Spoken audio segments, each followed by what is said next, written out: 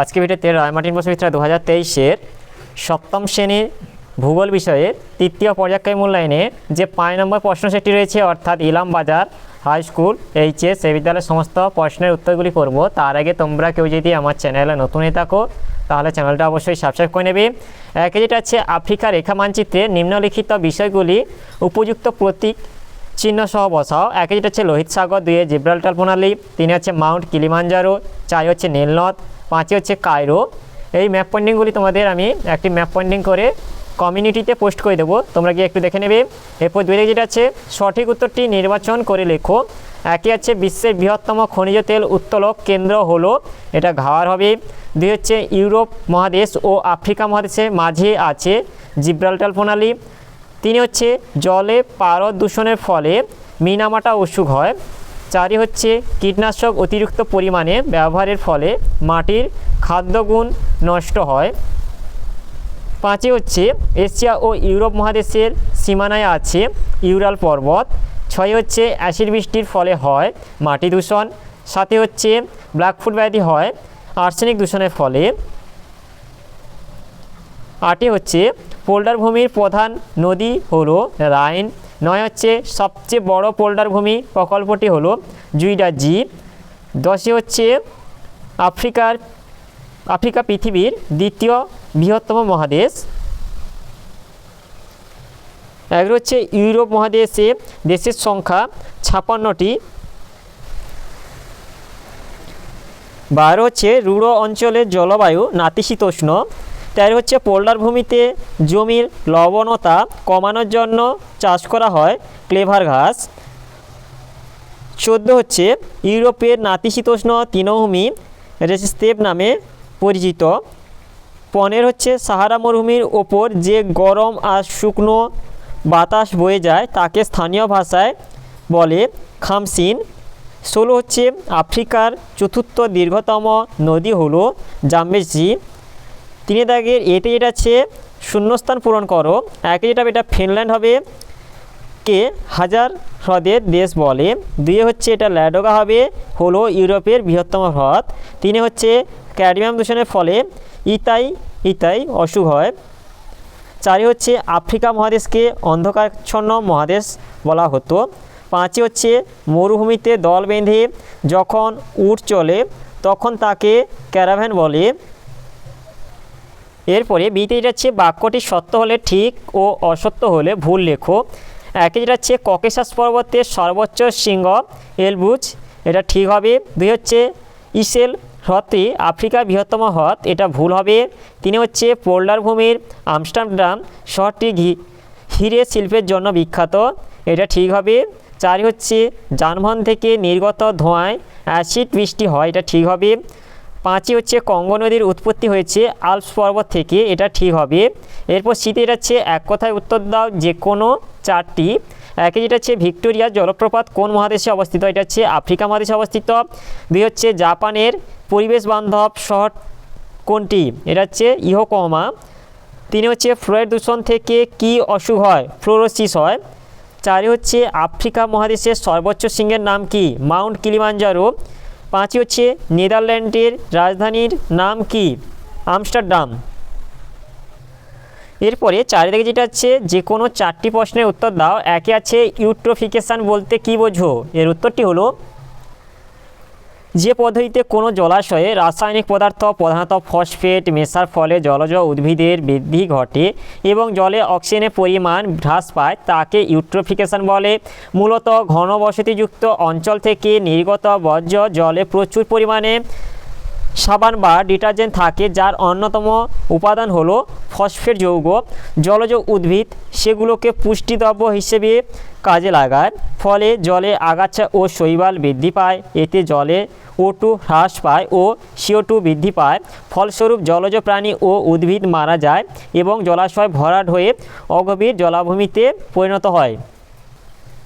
এরপরে 2 যেটা আছে ট্রাক ফার্মিং কাকে বলে, এর উত্তরটি হলো বাজার বাগান কৃষিতে প্রতিদিনের প্রয়োজনীয় শাকসবজি ফুল ও ফল চাষ করা হয়। এই সমস্ত দ্রব্য নিকটবর্তী মহানগরের বাজারে সরবরাহ করা হয়। কৃষিক্ষেত্র থেকে একবারে শহরের মধ্যে বাজারে শাকসবজি নিয়ে আসার জন্য ট্রেন অপেক্ষা ট্রাকই বেশি সুবিধাজনক, তাই শহরতলি অঞ্চলের এমন বাজার বাগান কৃষিকে ট্রাক ফার্মিং বলে। এরপরে 3 থেকে যেটা হচ্ছে আর কাকে বলে, এর উত্তরটি হলো সাহারা মরুভূমির যে অংশে বায়ু দ্বারা বালি স্তূপ জমা হয়ে ছোট ছোট পাহাড়ের মতো বালিয়াড়ি তৈরি করে সেই বালিয়াড়ি যুক্ত মরুভূমি আর্ক নামে পরিচিত। মরুভূমির পশ্চিম অংশে প্রায় 20% অঞ্চল জুড়ে আর্ক বিস্তৃত। এখানকার অনেক বালিয়াড়ি বায়ুপ্রবাহের দ্বারা স্থান পরিবর্তন করতে থাকে, এগুলিকে চলমান বালিয়াড়ি বলে। এরপরে 4 যেটা হচ্ছে জলবাহিত সংক্রমণ আটকাতে 2টি পদক্ষেপ লেখো, এর উত্তরটি হলো একে যেটা হচ্ছে আবর্জনা নিক্ষেপ বন্ধ করা, পুকুর, নদী, হ্রদ, খাল, বিল বা অন্যান্য জলাশয়ে নোংরা আবর্জনা নিক্ষেপ বন্ধ করতে হবে। 2 হচ্ছে ডিটারজেন্টের ব্যবহার বন্ধ করা, কোনো পুকুর বা জলাশয়ে ডিটারজেন্ট দিয়ে কাপড় কাচা বন্ধ করা দরকার। 3 হচ্ছে অতিরিক্ত কীটনাশকের প্রয়োগ কমানো, কৃষিক্ষেত্রে অতিরিক্ত কীটনাশক প্রয়োগ রোধ করতে হবে, পাশাপাশি সেই কীটনাশক মিশ্রিত জল যাতে কোনো জলাশয়ে না মেশে সেদিকেও নজর দিতে হবে। এরপরে 5 যেটা হচ্ছে টিকা লেখো ব্ল্যাকফুট ব্যাধি, এর উত্তরটি হলো আর্সেনিকের প্রভাবে দূষিত জল পানীয় ও খাদ্যের মাধ্যমে আমাদের দেহে প্রবেশ করার ফলে হাতের চেটো ও পায়ের পাতায় কালো ছোপ ছোপ দাগের সৃষ্টি হয়, একেই ব্ল্যাকফুট রোগ বলে। এই রোগের আক্রান্ত মানুষের ত্বকের উদ্দীপনা ধীরে ধীরে কমে যায়।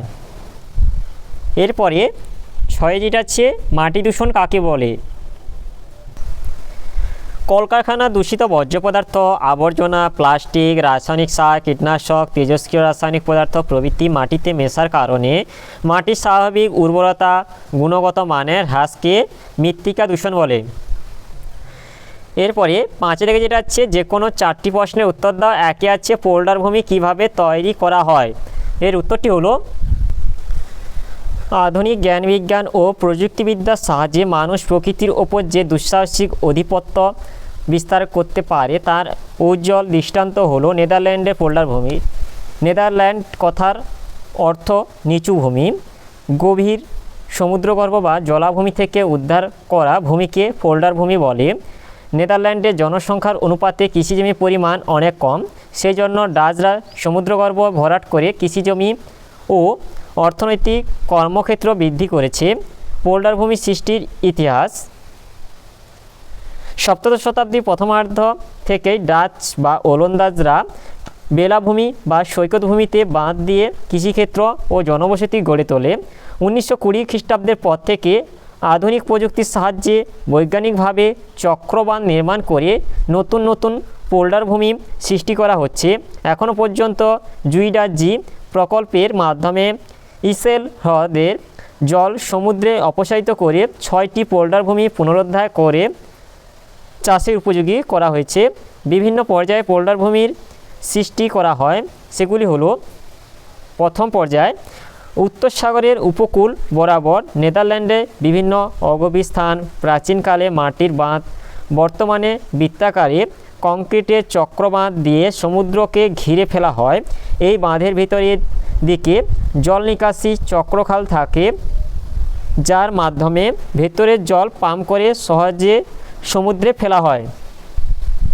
দ্বিতীয় পর্যায়ে অতীতে হাওয়া কল, বর্তমানে বিদ্যুৎ চালিত পাম্পের সাহায্যে সমুদ্রে পলিযুক্ত ঘোলা জল বাঁধের ভিতরে আবদ্ধ স্থানে ক্রমান্বয়ে ফেলা হয়।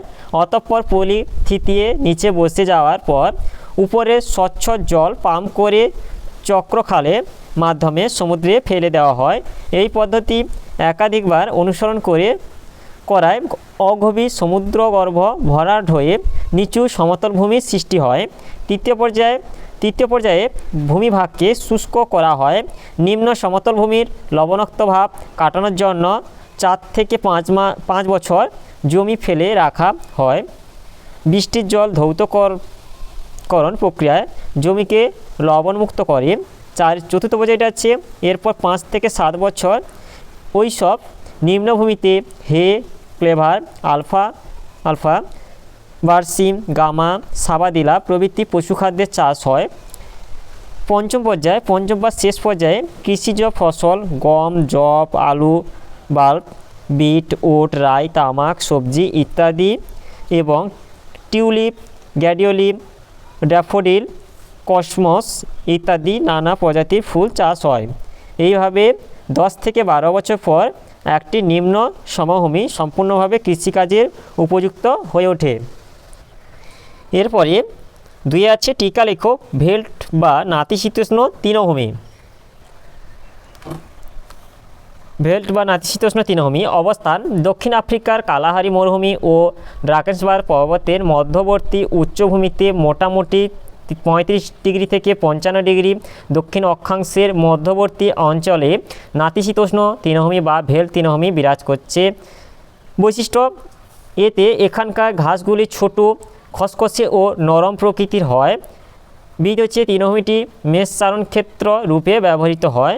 উদ্ভিদ, এখানে সমভূমি এলাকায় এসপাটো ও আলফালফা ঘাস এবং উঁচু পাহাড়ের ঢালে পপলার, উইলো ইত্যাদি গাছ জন্মায়।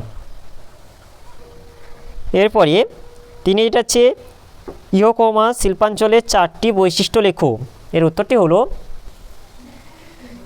বিশ্বের অন্যান্য শিল্পাঞ্চলে পরিপ্রেক্ষিতে ইয়োকোমা শিল্পাঞ্চল কিছু বিশেষ বৈশিষ্ট্যের অধিকারী। যেমন এক হচ্ছে অবস্থান।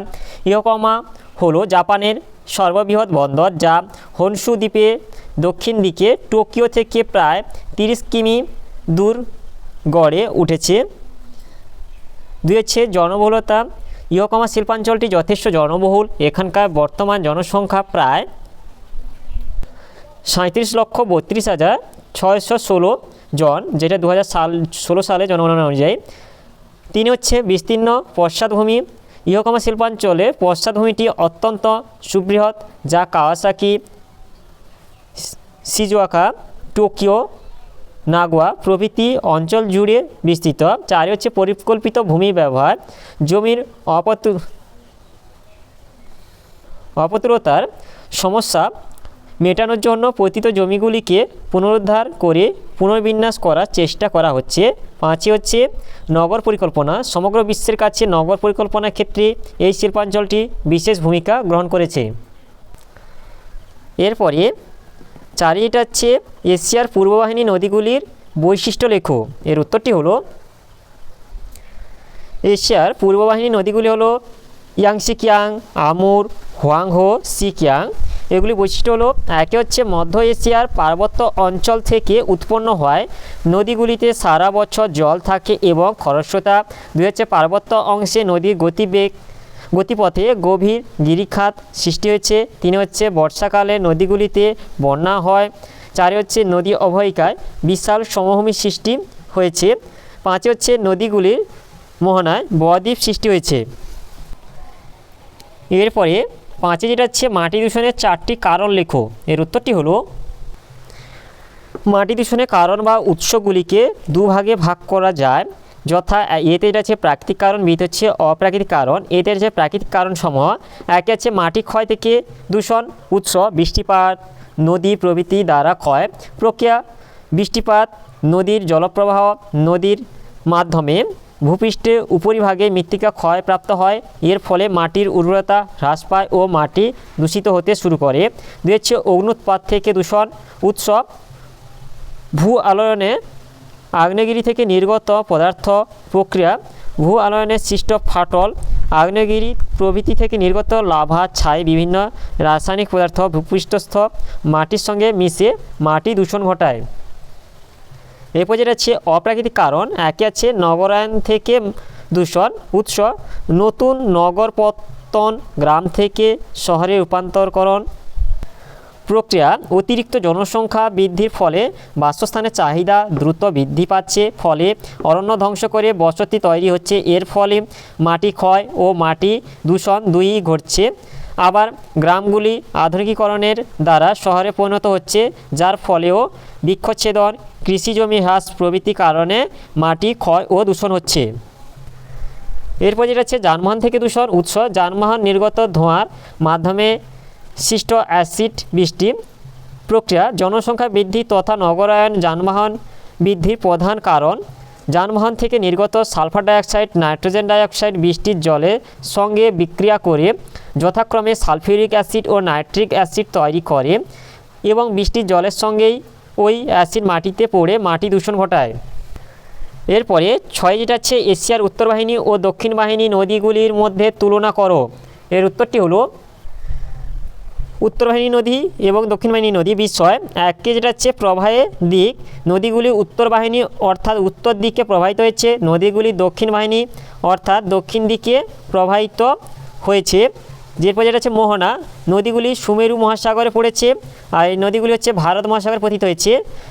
এরপর যেটা হচ্ছে বরফপ্লাবিত, নদীগুলি বছরে 3 থেকে 4 মাস বরফপ্লাবিত থাকে এবং 8 থেকে 9 মাস নদীর মোহনা বরফে ঢাকা থাকে। উৎস ছাড়া বাকি নদীগুলি তার প্রবাহপথে কোনো অংশই বরফাবৃত হয়ে পড়ে না। এরপর যেটা হচ্ছে বন্যা, অন্তত বন্যাপ্রবণ শরৎ ও বসন্তকালে 2 বার বন্যা হয়। বন্যাপ্রবণ কেবল বর্ষাকালে বেশি বৃষ্টি হলে বন্যা হয়। এরপর যেটা হচ্ছে নাব্যতা, নদীগুলি বরফাবৃত হয়ে পড়ায় নাব্য নয় অর্থাৎ নৌ পরিবহনের অনুপযোগী, নদীগুলি নৌ পরিবহনের উপযোগী। বদ্বীপ, এই নদীগুলির মোহনায় বদ্বীপ দেখা যায় না, নদীগুলির মোহনায় বিশালাকার বদ্বীপ গড়ে উঠেছে। এরপরে 6 দেখেছে যে কোনো 3টি প্রশ্নের উত্তর দাও। একে আছে জল দূষণের উৎস ও কারণ আলোচনা করো। এর উত্তরটি হলো জল দূষণের উৎস তথা জল দূষণের কারণগুলি হলো, একে হচ্ছে গৃহস্থালী বর্জ্য পদার্থ, গ্রাম বা শহরে গৃহস্থালী বিভিন্ন বর্জ্য পদার্থ যেমন দৈনন্দিন রান্না করা খাবারের পরিত্যক্ত অংশ, আনাজের খোসা, দূষিত বস্তু, শৌচাগারের মলমূত্র, সাবান, ফিনাইল, ডিটারজেন্ট প্রভৃতি নিকাশি নালার দ্বারা নদী, জলাশয়, ভূগর্ভে ভৌমজলে জল প্রভৃতিকে দূষিত করে। এছাড়া হাসপাতাল, বড় বাজার, খাটাল থেকে নির্গত নোংরা জল ও দ্রব্য জল দূষণ ঘটায়। 2 যেটা হচ্ছে কৃষিজ সার কীটনাশক সমূহ, কৃষিক্ষেত্রে ব্যবহৃত নানা জৈব রাসায়নিক সার, কীটনাশক, আগাছানাশক, ঔষধপত্র বৃষ্টির জলের সঙ্গে মিশে নদী, জলাশয়, ভূগর্ভস্থ জল বা সমুদ্রে জল দূষণ ঘটায়। 3 এটা হচ্ছে কলকারখানার বর্জ্য পদার্থ, শহরে বিভিন্ন শিল্প কেন্দ্র বা কলকারখানা থেকে নির্গত রাসায়নিক আবর্জনা সমূহ যেমন অ্যামোনিয়া, ক্লোরিন, ফেনল, সায়ানাইড এবং বিভিন্ন ধাতু যেমন জিঙ্ক, তামা, পারদ, সীসা, ক্রোমিয়াম ইত্যাদি নালা নর্দমার মাধ্যমে নদী ও সমুদ্রে পড়ে জল দূষণে সাহায্য করে। 4 আছে তেজস্ক্রিয় বর্জ্য পদার্থ, গবেষণার চিকিৎসা কেন্দ্র বা পারমাণবিক শক্তি উৎপাদন কেন্দ্রগুলিতে ব্যবহৃত তেজস্ক্রিয় রাসায়নিক পদার্থগুলি সরাসরি নদী বা সমুদ্রে গিয়ে মেশে। সমুদ্রে কখনো কখনো পরীক্ষামূলক পারমাণবিক বিস্ফোরণ ঘটানো কিংবা জাপানে ফুকুশিমা দুর্ঘটনার মতো বিপর্যয়ের ফলেও তেজস্ক্রিয় পদার্থ সমুদ্রের জলে মেশে জলকে দূষিত করে তোলে। ইউরেনিয়াম, থেরিয়াম, রেডিয়াম প্রভৃতি তেজস্ক্রিয় মৌলগুলি ভেঙে গিয়ে আলফা, বিটা, গামা রশ্মিরূপে তড়িৎচুম্বকীয় তরঙ্গ সৃষ্টি করে যা জলকে দূষিত করে। 5 হচ্ছে খনিজ তেল সমুদ্রে নিক্ষেপ, সমুদ্রে খনিজ তেল পরিবহনকারী জাহাজ বা ট্যাঙ্কগুলিতে দুর্ঘটনা ঘটলে খনিজ তেল জলে মিশে দূষণে সহায়তা করে। এরপরে 2 যেটা হচ্ছে মিশরকে নীল নদের দান বলা হয় কেন। এর উত্তরটি হলো মিশর সাহারা মরুভূমির পূর্ব প্রান্তে অবস্থিত। মিশরের মোট জনসংখ্যার 95% মানুষ নীল নদের বদ্বীপ ও উপত্যকা অঞ্চলে বসবাস করে। মিশরের অর্থনৈতিক কার্যকলাপের কেন্দ্র হলো নীল নদ অববাহিকা। তাই গ্রিক ঐতিহাসিক হেরোডোটাস বলেছিলেন মিশর নীল নদের দান। এর কারণগুলি হলো, একে হচ্ছে উর্বর প্লাবনভূমি সৃষ্টি, সমগ্র মিশরে বৃষ্টিপাত খুব কম হয়, তবে গ্রীষ্মকালে আবিসিনিয়ার পার্বত্য অঞ্চলে বৃষ্টিপাত এবং বরফ গলা জল নীল নদের মধ্য দিয়ে প্রবাহিত হয়। ফলে মিশরে সমগ্র বদ্বীপ অংশ ও নীল নদের উভয় তীরে প্রায় 15 কিমি প্রশস্ত অঞ্চলে বন্যার সৃষ্টি হয়। এভাবে প্রতি বছর নতুন পলি পড়ে জমির উর্বরতা বৃদ্ধি পায়। এই উর্বর ভূমিভাগ কৃষির পক্ষে আদর্শ। 2 হচ্ছে কৃষিকার্যে সহায়ক। নীল নদের বিভিন্ন স্থানে বাঁধ দিয়ে জলাধার নির্মাণ করা হয়েছে এবং এসব জলাধার থেকে জলসেচ করে প্রচুর পরিমাণে গম, যব, দীর্ঘ আঁশযুক্ত তুলো, আখ, তামাক, চীনাবাদাম, ধান প্রভৃতি কৃষিজ ফসল উৎপাদন করা হয়। তিনি হচ্ছে পরিবহন সহায়ক। নাব্যতার জন্য নীলনদ পরিবহনে বিশেষ সহায়ক হয়েছে। নীলনদের মোহনা থেকে প্রায় 1500 কিমি জলপথে সারা বছর নৌ চলাচল করে। এছাড়া নদী অববাহিকায় সড়কপথ ও রেলপথের বিকাশ ঘটেছে। 4 হচ্ছে শিল্প স্থাপনে সহায়ক। উন্নত মানের কৃষিজ ফসলকে ভিত্তি করে এখানে কার্পাস বয়ন, চিনি প্রভৃতি শিল্পকেন্দ্র গড়ে উঠেছে। 5 হচ্ছে জলবিদ্যুৎ উৎপাদন। বর্তমানে নীলনদের ওপর নির্মিত জলাধারগুলিতে বাঁধ দিয়ে জলবিদ্যুৎ উৎপাদন করা হচ্ছে। 6 হচ্ছে পশুপালনের সহায়ক। নীলনদ উপত্যকার তৃণভূমিগুলিতে পশুপালন করে বহু মানুষ জীবিকা নির্বাহ করেন। এরপরে 3 থেকে যেটা হচ্ছে ইউরোপ মহাদেশের স্বাভাবিক উদ্ভিদের সংক্ষিপ্ত পরিচয় দাও। এর উত্তরটি হলো ভূপ্রকৃতি, জলবায়ু এবং মৃত্তিকার পার্থক্যের জন্য ইউরোপ মহাদেশের বিভিন্ন প্রান্তে ভিন্ন ভিন্ন প্রকৃতির স্বাভাবিক উদ্ভিদ দেখা যায়। যেমন একে হচ্ছে তুন্দ্রা উদ্ভিদ অঞ্চল, অবস্থান ইউরোপে 66.5 ডিগ্রি থেকে 75 ডিগ্রি উত্তর অক্ষাংশের মধ্যবর্তী অঞ্চল। জলবায়ু প্রকৃতি এখানে 9 থেকে 10 মাস শীতকাল ও 2 থেকে 3 মাস গ্রীষ্মকাল থাকে। স্বাভাবিক উদ্ভিদসমূহ গুল্মজাতীয়, অলডার, জুনিপার, বার্চ, উইলো, অ্যাসপেন, ভ্যালোরিয়ান প্রভৃতি। ঝোপ তুন্দ্রা, তৃণজাতীয় মস, লিচেন, সেজ, থাইম প্রভৃতি তুন্দ্রা এবং তৃণতুন্দ্রা এবং প্রায় 370 রকমের বিভিন্ন প্রজাতির ফুল দেখা যায়।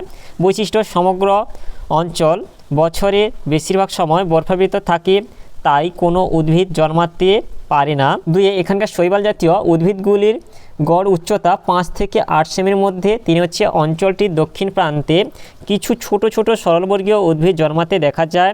2 হচ্ছে সরলবর্গীয় তৈগা বনভূমি, অবস্থান ইউরোপ মহাদেশের 50 ডিগ্রি থেকে 70 ডিগ্রি উত্তর অক্ষাংশের মধ্যবর্তী অঞ্চলে। নরওয়ে, সুইডেন, ফিনল্যান্ড, সুইজারল্যান্ড ও ইউরোপীয় রাশিয়ার এই বনভূমি অবস্থান করছে।